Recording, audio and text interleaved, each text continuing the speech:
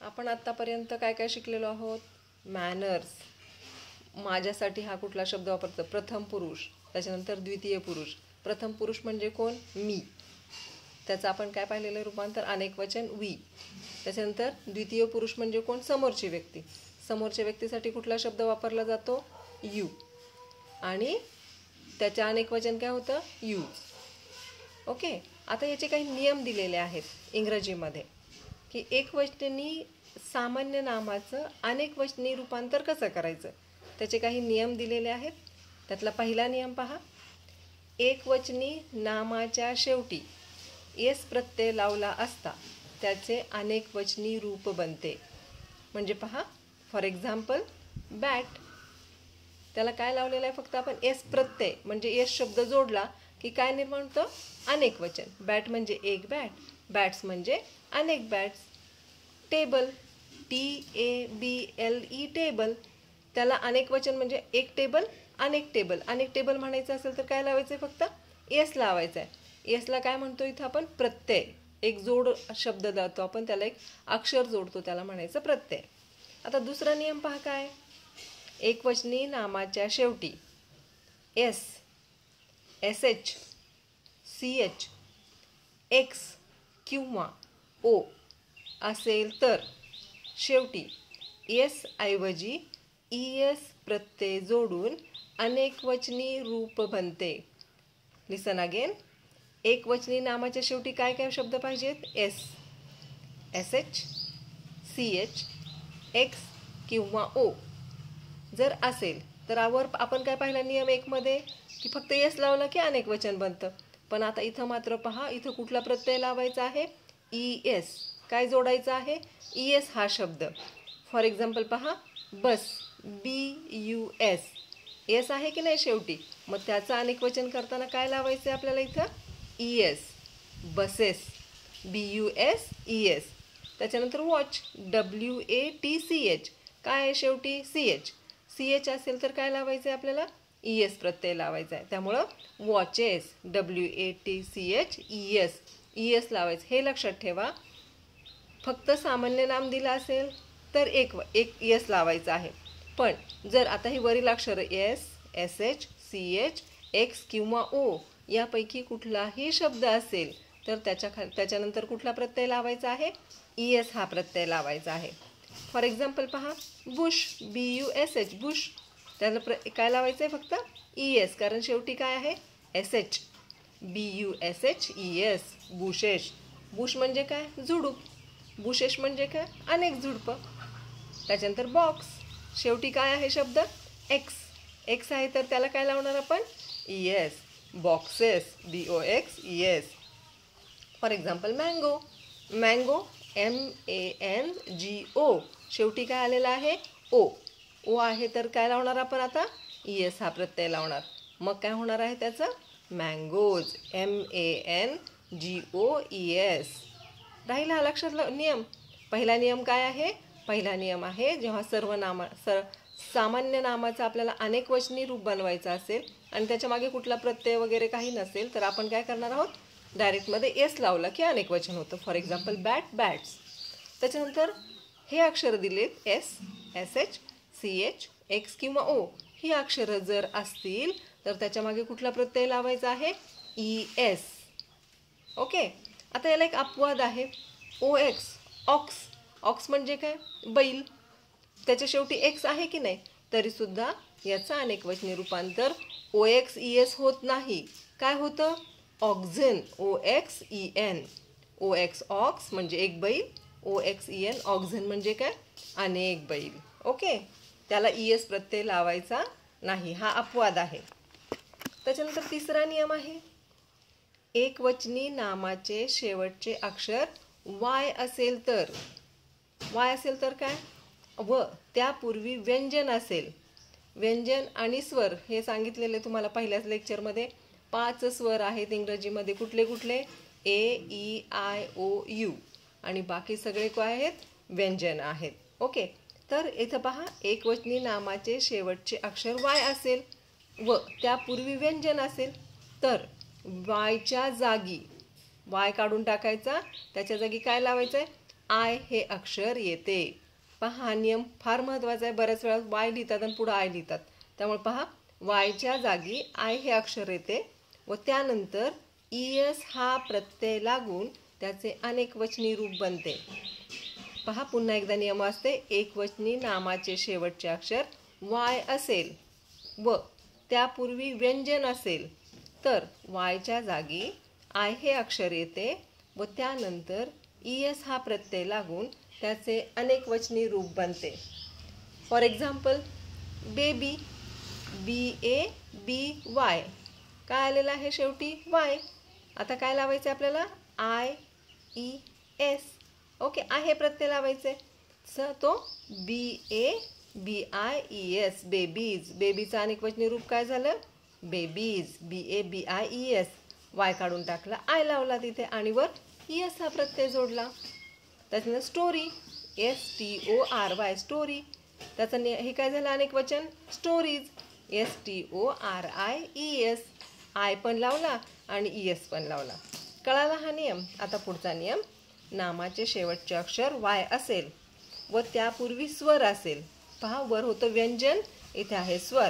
नामाचे शेवटचे अक्षर वाय असेल व त्यापूर्वी स्वर असेल तर वाय हे अक्षर कायम राहते व त्याला ES हा प्रत्यय जोडला जातो आणि त्याचं अनेकवचनी रूप बनतं. पहा फॉर एक्झाम्पल टॉय TOY. त्याला फक्त काय लावणार आहोत आपण ES प्रत्यय लावणार आहोत. TOYS toys. टॉईज म्हणजे अनेक खेळणी. KEY की. KEYS कीज म्हणजे अनेक खेळणी, अनेक चाव्या. वरचं जसं आपण एकवचनी याच्यामध्ये पाहिलं होतं की ES प्रत्यय लावायचा आहे, सेम नियम इथं आहे. फक्त तिथं नियम काय आहे, वाय हे अक्षर शेवटी पाहिजे पण त्याच्या आधी काय पाहिजे तर व्यंजन पाहिजे किंवा स्वर पाहिजे. ओके, हे नियम लक्षात आले. 4 नियम आहेत. 5वा नियम आहे काही नामांच्या शेवटी F किंवा F ही अक्षरं येतात. पहा काही नाम कसे असतात, त्यांच्या शेवटी F असतं किंवा FE हे अक्षर असतं. त्यांची अनेकवचन रूपे करताना F किंवा FEच्या जागी VES ही अक्षरे येतात. पहा F किंवा FE आणि त्याच्या शेवटी F आणि FE काढून टाकून काय येतं VES. फॉर एक्झाम्पल पहा वाईफ WIFE वाईफ. त्याचं अनेकवचन काय होणार आहे वायूज WIVES. काय काढलं आपण FE काढून टाकलं आणि त्याच्याऐवजी काय जोडलं आपण VES. FE असेल शेवटी तर FE काढून टाकायचा आणि त्याच्या जागी जोडायचा आहे VES. त्याच्यानंतर काफ. काफ म्हणजे काय गाईचं छोटं पिल्लू. काफ. काफचं काय झालं CALF. शेवटी काय आलेलं आहे F काढून टाकायचं आणि काय जोडायचं आहे आपल्याला तिथे VES काऊज. ओके, त्याच्यानंतर 6वा नियम पहा काय.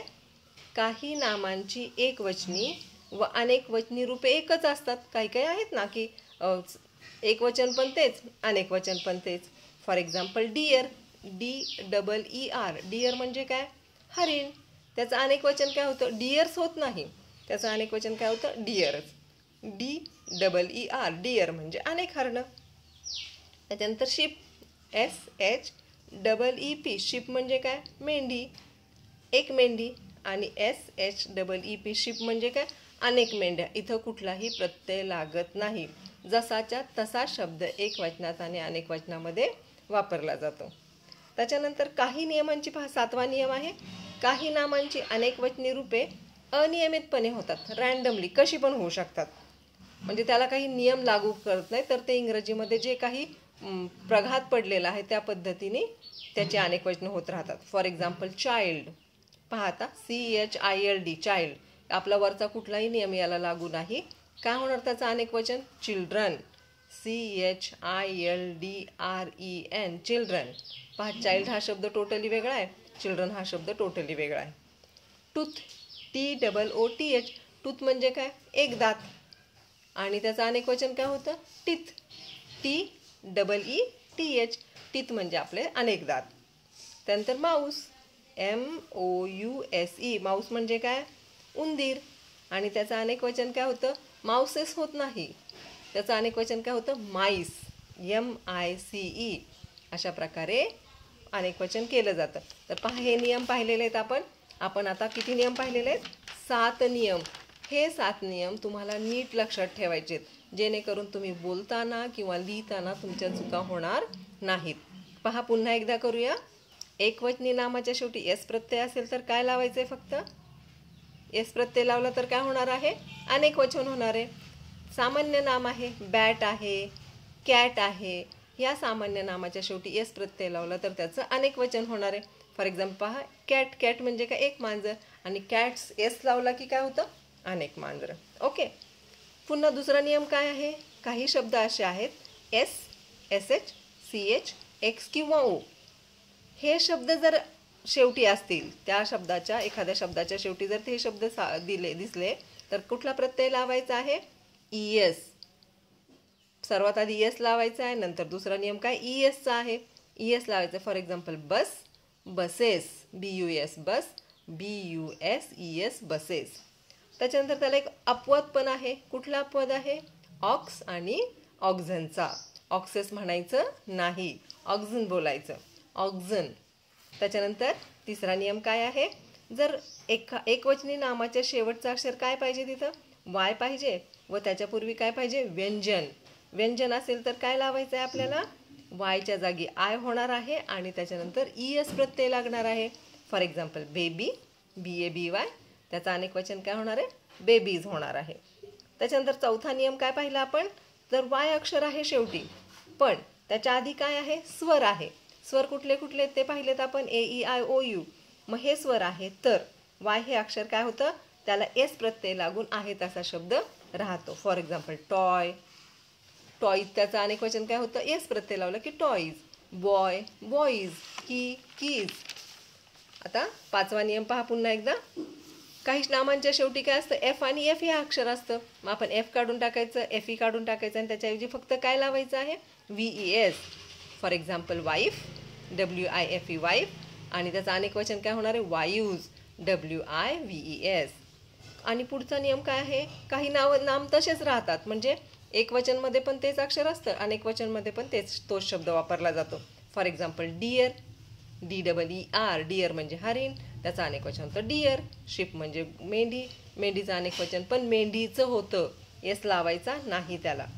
त्याच्यानंतर काही रूपं अशी आहेत की जी अनियमित आहेत, म्हणजे त्यांना काही काहीच नियम लागू होत नाही वरचे कुठलेच. मग त्याचं काय पाहिलं एक्झाम्पल आपण? Child, children. कळाले हे सगळे नियम? हे नियम तुम्हाला बाय हार्ट करायचे, हे नियम तुम्हाला बोलताना वापरायचे, हे नियम तुम्हाला लिहिताना सुद्धा वापरायचे आहेत.